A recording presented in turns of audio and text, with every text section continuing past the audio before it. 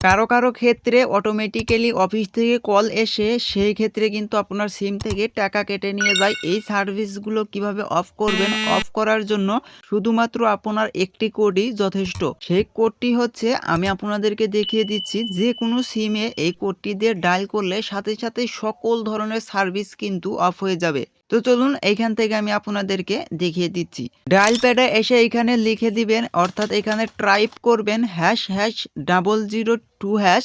So আমি এখানে আবারও বলি, এইখানে টাইপ করবেন ##002#। এইখানে টাইপ করার পর আপনাদের কাজ হবে যেই সিমে আপনাদের অতিরিক্ত টাকা কেটে নিয়ে যায় এবং অফিস থেকে কল আসলেও টাকা কিন্তু কেটে নিয়ে যায়, সকল ধরনের সার্ভিসগুলো অফ করার জন্য এই একটি কোডই কিন্তু আপনার জন্য যথেষ্ট।